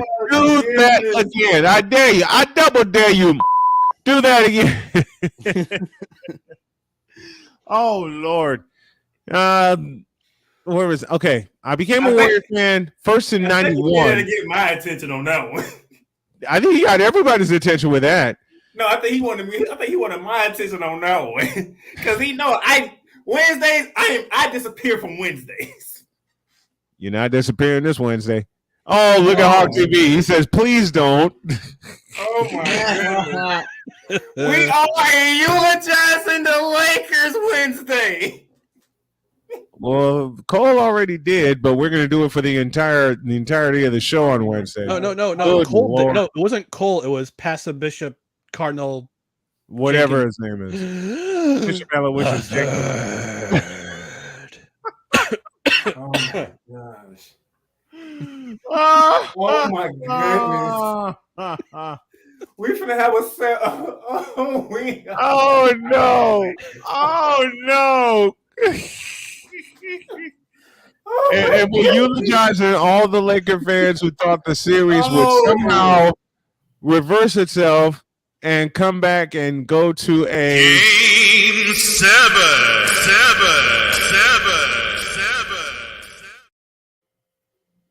Oh my goodness. I can't. Okay. Before another button is pushed, how I became a Warriors fan. First, it was 91. Tim Hardaway, Mitch Richmond, and Chris Mullin. Followed them for a bit. And then when I was living up in Great Falls, Montana in 2005, and I saw the Warriors beat the top-seeded Phoenix Suns. I said, hey, I like this scrappy bunch. There you go. I thought it was the Mavericks they beat. Yeah, I thought it was the Mavericks too. 2005. 2005. This is a regular season game I watched in 2005. Oh, regular season game. Because I'm saying how like I watched the 2007 Coffee with McCarthy is sponsored by Steph Curry Cognac. One and it's lights out. You Cole Johnson. He had that popped up on screen on one time today. So what was it like living in Montana, Snowman? It was cold. Series that was Steven Jackson's team. Yeah, that was Steven Jackson's team. Let me answer Ryan McCarthy's question. If you don't like the weather, wait 5 minutes. That's pretty much because that's literally how it felt weather-wise living in Great Falls. Yeah, one minute it'll be warm, the next minute it'll rain, the next minute it'll sleet and snow, and then you wait an hour and it's 65 degrees. Yeah, you'll have all 4 seasons in a matter of 3 hours. In a matter of a couple of hours. I was doing I was working in customer service at the time in Great Falls. I'm sorry. And I went to work one day. Yeah, I'm sorry too. I went to work one day and it was cold, blistering cold. So I'm from Chicago. I have my coat, my hat, my gloves, everything. Went into work, took care of business, came out 8 hours later, and it was 71 degrees. Oh, what happened? That sounds like perfect weather to me. Shut up. Cold at night and beautiful during the day. That's yeah, because I had to be there like 7 a.m. It was dark and it was cold. I'm off at 3. I get off at 3 Mountain Time, and it's 71 degrees. I guess the weather decided to tell me. You know your damn role and shut your damn mouth. Because I complained about it being cold that morning. So they cranked up the heat in the office, and then all of a sudden they turned it off at about noon. I'm like, why are you turning it off at noon? Go outside and I find out why. Oops. Oh boy. Yeah, but that's my tale. Bitch, are you for real? Yes, I am for real. Thank you, Dolomite. Thank you, Dolomite, indeed. All right. You got about 34 minutes? Yeah. I know what everybody's waiting for. We're going to take a break, then get into it, because you know what tonight is. Oh, dear. Game 7 tonight. Mm-hmm. Game 7.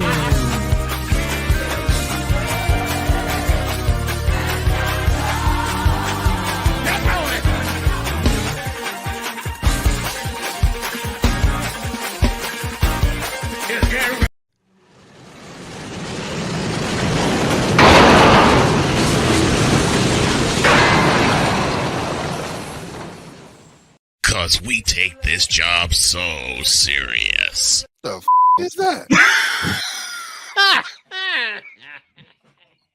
Sorry, pardon me. My apologies. English, do you speak it? You're fired.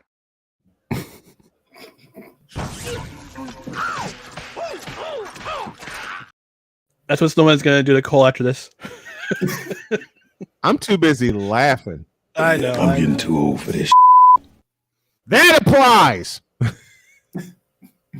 I don't remember asking you a thing. You Cole. Damn it. Yes, but he's not on you. Oh, he's saving all his best shots for me. Yeah. He's saving all his best shots for me. Oh, yeah, you fired first, Ray. Oh, my gosh. Oh, my heavens. You better take a break because Game 7 going to take the rest of this show. You know that, right? Yeah. And Jay Spivey will join us at the bottom of the hour. And I'm going to bid you all adieu for today, Adieu. gentlemen. Thank you for having me. Thank you. Thank you, Ryan. Thanks, Ryan. A blast as always. No credentials required tomorrow night at 8 o'clock on YouTube, Facebook, and I believe Twitter. So celebrating the Adam Gase era. Thank you, Ryan. We appreciate you. You're fired. The following is a public service announcement from Wise El Jefe. Boston. This has been a public service announcement from Wise El Jefe. Get out of here, McCarthy. We love you. We'll see you next week. There, fellas.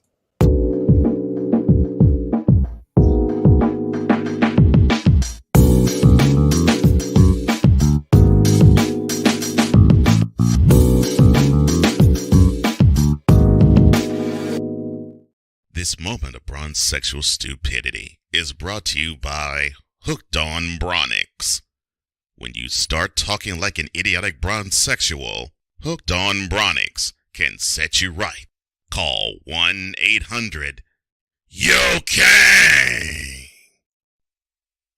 Real LJPM. Now approve all this. Victor wrote that ad. That's Victor's fault. Victor wrote that ad. Yeah, Vicola. Game 7 tonight in the Garden. Go ahead, Playmaker. Where is Victor? Sleeping good. Because he don't miss Snowman in the morning. Oh, I'm gonna playfully cuss him out after we depart here this morning. All right, Jay Spivey on the way after this. This is Snowman in the Morning.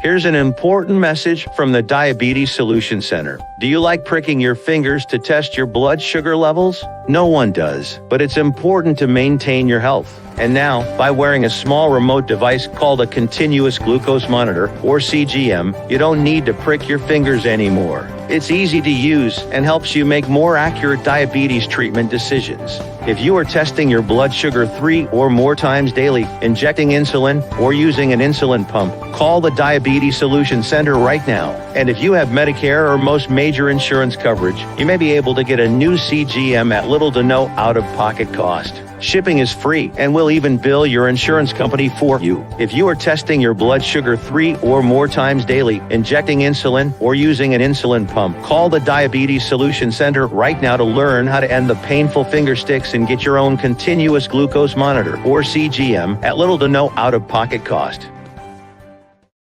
That's why we here on this platform. Marriage. A loving splendor, a daily grind.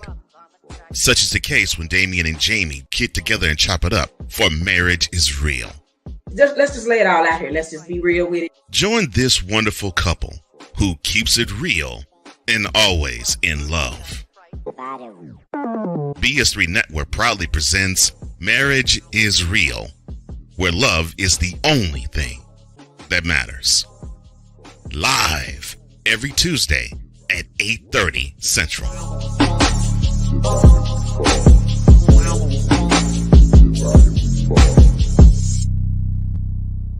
Oh, and Jamie has something to say. Deuces and trays. SeatGeek is the ticketing app for fans like the High Five Strangers guy. Game-winning interception. First down. Just a nice, solid tackle. If you're in arm's length, you will be swapping skin with this extrovert. You see, he knows SeatGeek got him a great deal on tickets, so he can focus on what he does best, smacking palms. SeatGeek handles the tickets to sports, concerts, and more, so fans can fan. The original Think Drink is back. Level up with proven ingredients formulated to crush your competition. No gimmicks, no jitters, no messing around. Just high-potency results that keep you moving day or night. There's a new nerd in town, and we came to play. Nerd Focus. Smarter than energy. 'Cause we take this job so serious. What in the all types of blue hell? Yes, it's Snowman in the Morning with Cole Johnson.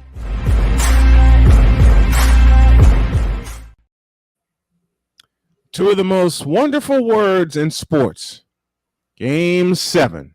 No, and that's tonight. You're supposed to hit that button first. You don't say it. You're supposed to hit the button. Shut up. What's wrong with you?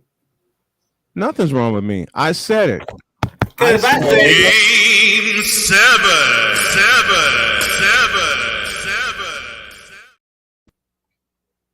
There. TD Garden, Boston, Massachusetts.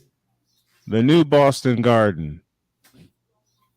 The Boston Celtics has came back from a 3-0 deficit. And by the way, for those of you who are out there who want to say the NBA is scripted, Game 6 proved you wrong, you dummies. Thank you, Derek White. Because nobody can tell me you can script that part. No, you can't script that. No way you can script that. For somehow that ball bounces the right way, and Derek White gets to be the savior. Mm-hmm. Not Jason Tatum. And that shot was not. The bad part is that shot was halfway down. Yeah. That shot was halfway down. Look who shows up. Now look who shows up. Whatever are you talking? Oh yeah, him. I have a bone to pick with you, Victor. Now you show up. Hey, speak of the devil, and he shall appear. That was on you guys. All right, before I dive into this matchup tonight. Well, before you dive in, if I can find it, we got somebody to welcome who joins us, who's going to add his take to this. Doggone it, where is it? Go ahead, Playmaker, go ahead. Go ahead. No, I was gonna give it to Deets first because he's in that area. Go Deets. In that country. Go ahead, Deets. Is there anything better than a Game 7 in Boston? It's gonna be awesome. I was just looking up the stats. Celtics 22-5 in Game 7s at home. It'll be 23-5. And speaking of Game 7, and speaking of a big game, I have this fella to add to it.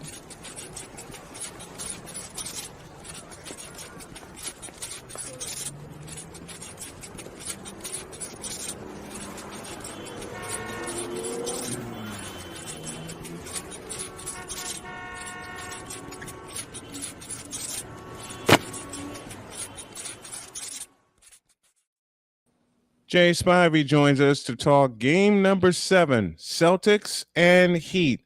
Who would have thunk it? Good morning, Jay. Good morning, gentlemen. What are your thoughts on this incredible happening in the East Final? I don't know if it's incredible. I just think, honestly, I think the Heat choked. I mean, really. Mm-hmm. You got to put a team away when you had a chance, and you had a chance at home. You had a chance at home. Game 4, they should have won, and you could see it coming when they didn't win Game 4. Right. You could see it coming. Now, tonight, I don't make a lot of bets, but I will bet my life that the Celtics are going to win tonight. They're going to become the first team in NBA history to win after being down low 3. Oh, I'm with you. I mean, this series is done. I mean, the Celtics are going to win tonight. I believe the Celtics are good. I think the Celtics are going to win tonight. Not only are they going to win tonight, they're going to blow the Heat out. That's what I think too. I agree with you. They're going to blow it. This is going to be a double-digit win. I'll do a bet slip on that after. I'll do a bet slip on that later during the day. But let me give this to Playmaker for a few seconds. Your thoughts on this series and the way it's happening right now, Playmaker? No, go ahead. I'm doing some research right now. Go ahead. Oh, doing some research. All right, let's go back to Jay. Why didn't the Heat put the Celtics away in Game 4? You got it. When I don't care who it is, what sport it is, what situation it is.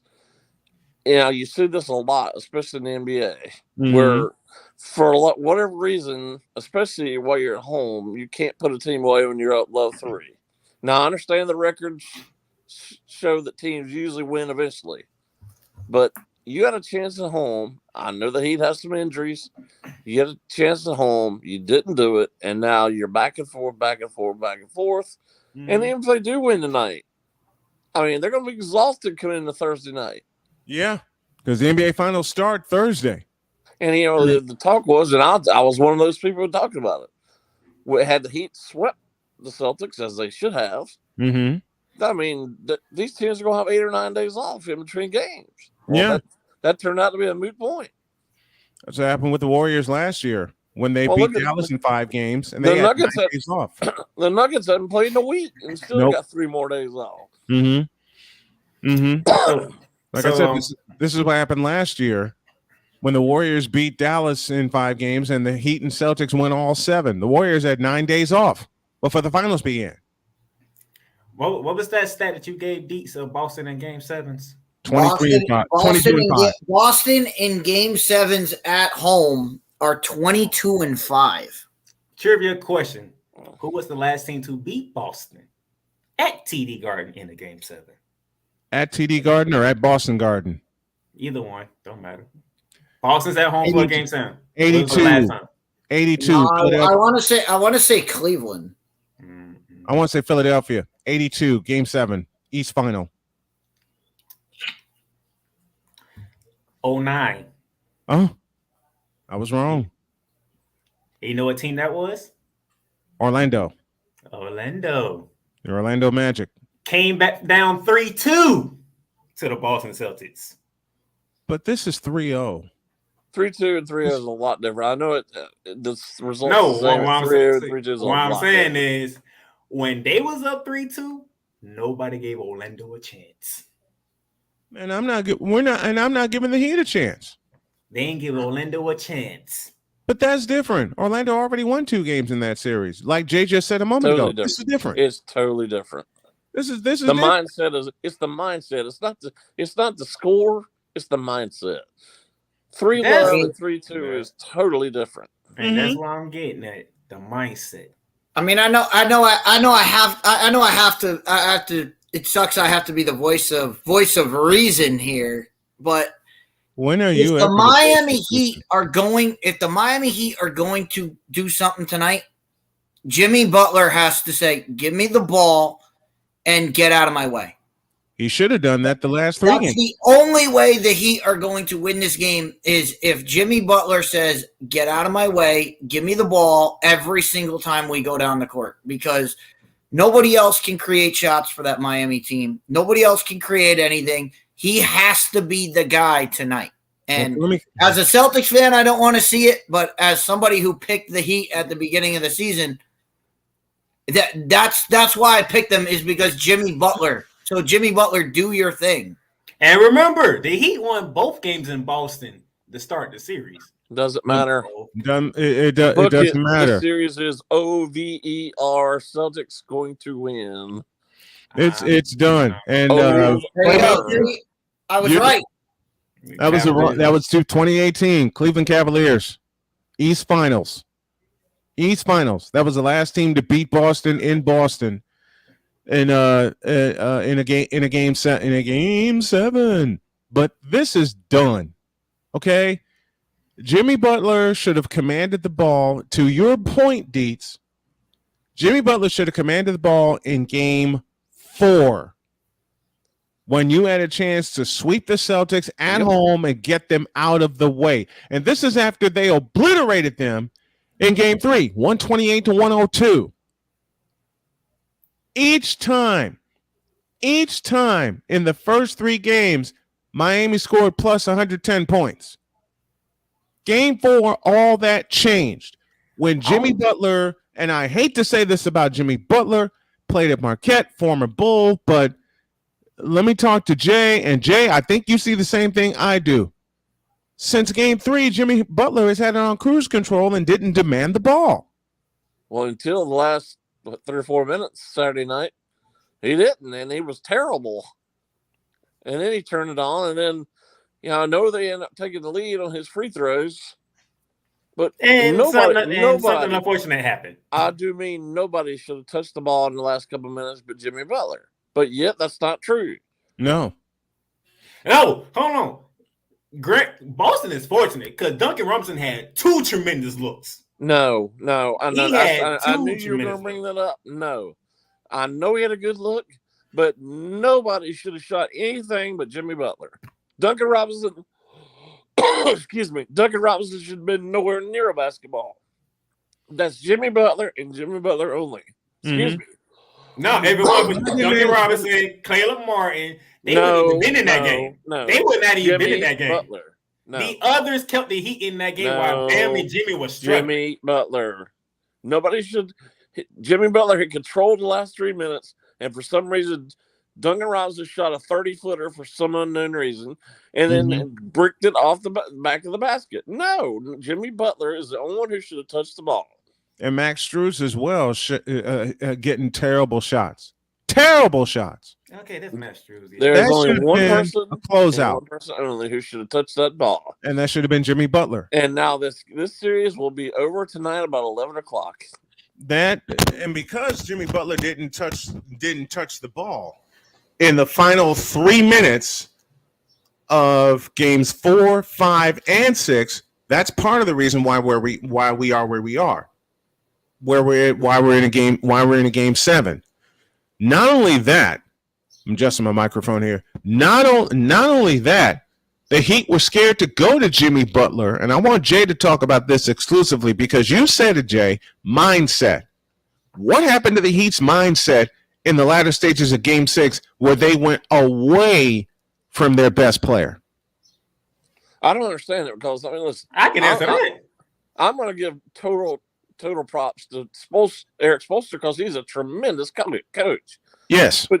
But in that situation, you got to tell your guys, especially the last couple minutes, when Jimmy Butler's clearly, up until that point, he was doing nothing, and then he got on fire. Mm-hmm. Get him the ball regardless of what the situation is. I don't care if he's triple team, get him the ball. That is not how the Heat culture is. I don't care. When you talk Heat culture, Heat culture is everybody. It's the culture. Forget that. You're trying to win the NBA. You're trying to win the NBA Eastern Division. You're trying to go to the final. Just throw all the history and everything else out the window. Just throw it out the window. You're trying to win. Forget about all the rest. Give the ball to Jimmy Butler. Let me bring up a point in Game 6. Jay and I talked about this with high school ball for 2 years down in North Carolina. And Jay, I want you to complete my sentence. On that last play, the most dangerous player is the trailing guy who throws the ball in bounds, and they did not check him at all. Nope. At all. Because after Marcus Smart let it go, what did Derek White do? He crashed. They ignored him. Completely ignored him. Mm-hmm. He crashed the boards. I have no problem with the play. Why? Because you didn't want the ball in Jason Tatum or Jalen Brown's hands. Oh, come on. But the problem is the most dangerous guy on the floor in that situation, down 1 with 3 seconds left, the most dangerous guy is the person triggering the ball in. Cover the inbounds passer every time. Does not matter the situation. And you see it. Doesn't matter the level of basketball. You see it all the time where nobody guards or boxes out the guy who comes in from out of bounds. Never. Let's go back to 2000. Let's go back to 2005. Look at the situation. You stop Jason Tatum from getting the ball. You put it in Marcus Smart's hands, who we all know when the game on the line, he doesn't come in. He doesn't hit. I know you're a basketball aficionado. Happen. I know you're a basketball aficionado, but you're wrong. Let me playmaker. Let me give you a lesson here. I know you're a basketball aficionado, just like we are. But let me go back to 2005. It's Game 5 of the World Championship Series. Pistons and Spurs, 2 games apiece. They're in overtime, and the Pistons led 95-93. Robert Horry pulling the trigger on the inbounds pass, gets it into Tony Parker. Jay, who got the ball back? I know what play. Robert Horry got the ball back. And what did he do? He canned it. Big game Bob. That's exactly what I'm talking about. Big shot Bob. That's what I'm talking about. Which brings me back to Saturday night. It doesn't matter who's on the court. You got to do what's right. You got to box the guy out, and they did not do it. Which brings me back to Saturday night. Why didn't the Miami Heat even take a peek at Derek White? Because Derek White is a tremendous offensive rebounder. They can deny all they want. They screwed up. They did. They messed up bad. And it's going to cost them tonight. I said a million times, and what I say to a million other coaches and a million other people who love basketball. American basketball is in decline because of the lack of skills. And it's because they don't box out, they don't dribble well, they don't pass well, they don't do anything. All they do at AAU is play games. And their footwork is skittish. Box out in AAU. They don't teach what's the word we use? They don't teach fundamentals. None. And you see the lack thereof that in is the a NBA simple today. Thing. Guard the guy who's the inbound passer. And they completely ignored him. And now we're in game 7 and this series is over. This series is done. Now I know it's totally different sports. I like what Sports did because Sports said Jason Tatum was not winning this game. Well, you're dead wrong. Jason Tatum's not winning this game. You're dead wrong. Sorry. No, the Celtics played that right. I mean, yeah, the Heat denied Jason Tatum, but at the same time, you give Marcus Smart a wide open look, which was nearly canned. That was a rush shot, though. Usually, he had to turn around and get that shot up. Well, you had 3 seconds. You had 3 seconds, and everybody was draped all over everybody else. Tatum was guarded well. And by the way, was guarded well. And by the way, Joe Mazzulla gets some credit because he called for the review on the Jimmy Butler foul. That's how they got that 0.9 of a second back on the clock. And that's how they also saved a timeout. They also saved a timeout. But again, on the last play of the game, and Jay, you'll back me up on this because we talk about it a lot. Playmaker, you too. They did not look at Derek White. They labeled him basically on that play a non-threat. And the only thing Derek White did besides pull the trigger on the inbounds pass to Marcus Smart, he crashed the boards. It doesn't matter the situation. The situation tells you. I don't care what it is. I don't care who's on the court. I don't care if there are a bunch of scrubs on the court. Right. You cover the inbounds passer, and they didn't do it. The most dangerous man on a play like that is the player inbounding the ball upstairs. I don't care if it's the 12th guy on the bench. Yeah. Cover the guy who's the inbounds passer.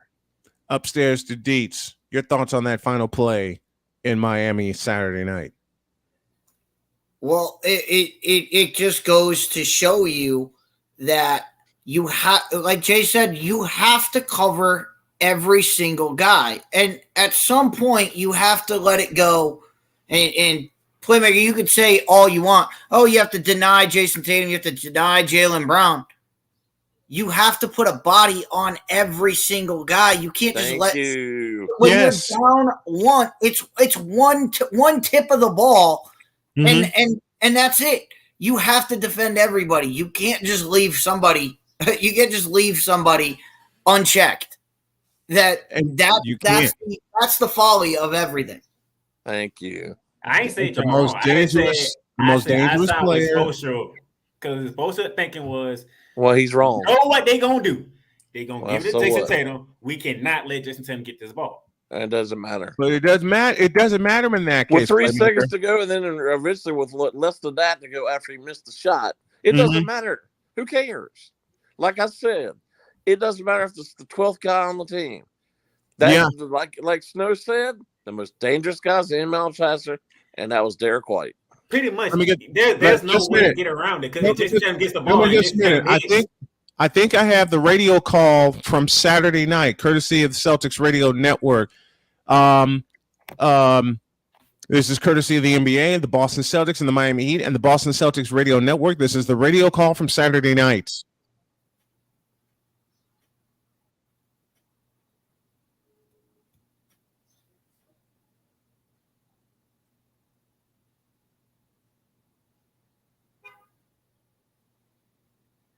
I don't hear anything.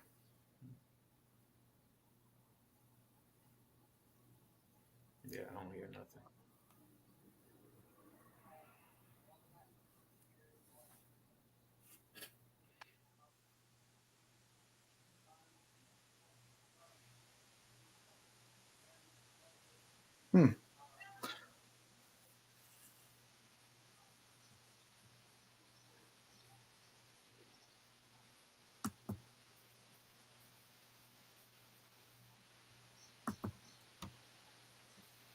Bueller.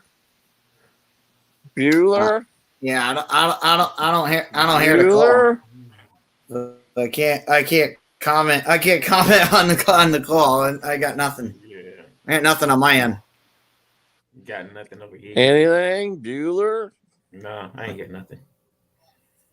All right. I mean, but look again and again. Sean Grand, the Celtics radio voice provided that call, courtesy of the Celtics Radio Network.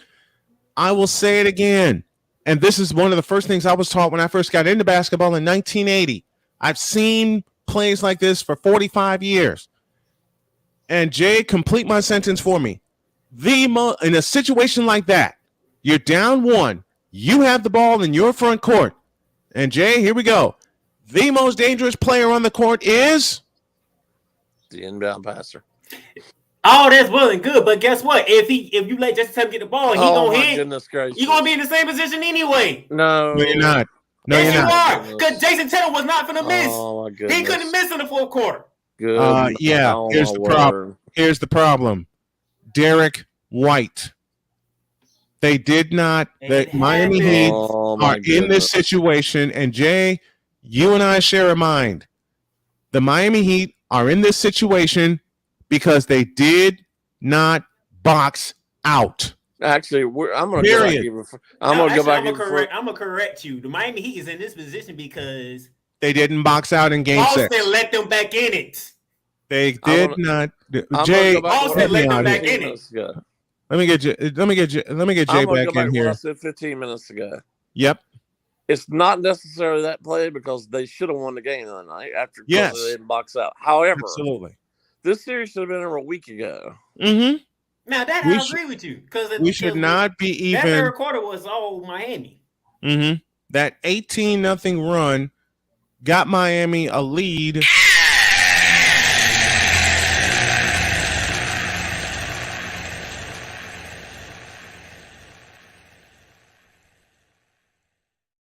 Shut up, Cole. I'm going to go back, and I know we actually talk baseball on this show. Yes, we do. I'm going to go back to a baseball series in the same city that we're talking about in 2004. Mm-hmm. When the Yankees absolutely obliterated the Red Sox in Game 3 of the ALCS. Mm-hmm. Came back the next night, everybody had crowned the Yankees and ready to put them in the World Series. Yep. How'd that work out? Not well. And it was the same because kind of. It was the same exact situation where.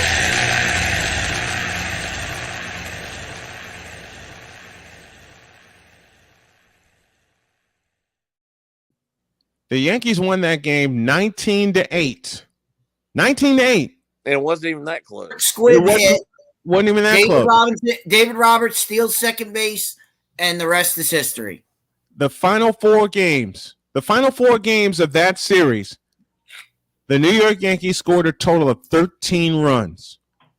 They got Meanwhile, that night. Boston scored 11 of those runs in 2 games.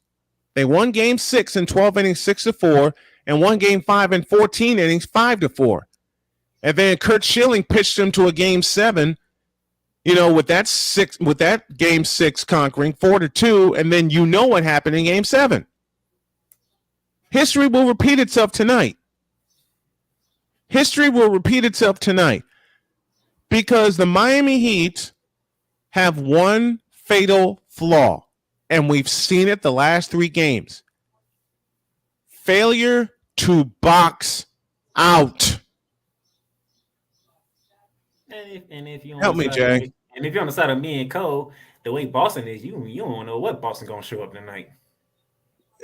Because Boston even been in that situation in Game 6 anyway, because they was up double digits in the fourth quarter with 4 minutes to go in the game, and Miami came storming back. You and everybody else who thinks that is delusional. This series is over. This is done. It's over. It's OVER. Deeks, am I wrong? Have Boston not been the team that's been consistent at home?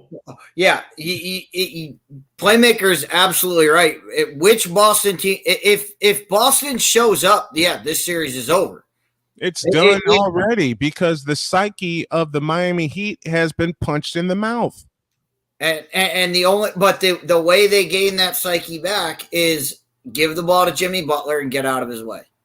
But if Miami does that early, if they do that early, they can gain some of that confidence back. But if Boston shows up and Jaylen Brown and Jason Tatum show up, this series is over. I would side with you and Jay if Boston would have just go ahead and beat the brakes off Miami in Game 6 the way they was doing. But the fact that you let Miami come back in the fourth quarter down double digits. But that's the thing about Boston is Boston do have those moments where they look like they're the greatest team ever, and then they have the third quarter like they had the other night where they gave up 32 in the third quarter. I mean, the first quarter for me is going to tell the story. Yeah, first quarter is going to tell the story of tonight's game, and I believe that the Celtics are going to come out like a house of fire and blow the Heat away. They're going to blow them away. It's the third quarter for me. It'll be the first quarter because it'll be such a deficit. Well, the third quarter is going to tell a story. It's tip off for me. Yeah, this game is over. Now I think this series is absolutely done, and the it'll be Heat are done. This is going to be one of the biggest chokes in history of sports. I can't wait to see it. Jay Spivey joining us on the program as he does every Monday. Jay, enjoy your Memorial Day. I'm at the beach, guys. I'm at the beach right now. Hey Jay, before we get out of here, I got to give you a compliment, Jay. Since this is the first time I've been on here with Jay, I got to say Jay is the only one that I hear from ACC country that will tell the ACC what they're doing wrong. Oh, thank you. Every time he does it, I see it in there. I see. Why do you hate the ACC? It's not out of hatred. No, it's because we want the ACC to be competent, and they do everything. They do everything against being a competent conference. Jay's been doing that on my show for Jay's been doing that on my show for 2.5 years, 3 years now. Oh, I can go back even way farther than that. I've been doing this for years. Yeah, he has. Again, this is the first time I've been I appreciate not face to face, but the first time I've been on here, and every time he says it, I'm in the chat saying "Preach on, Jay." And I love hearing. I love hearing somebody because every time I talk to somebody who's ACC conference, we're just as good as the others, and I'm like, you're not even close. The ACC haven't been not even close to the other Power Five. Hey, they're not. They're not. Jay, enjoy your Monday. Go get some sun, my friend. We appreciate you. Thank you. Have a good day.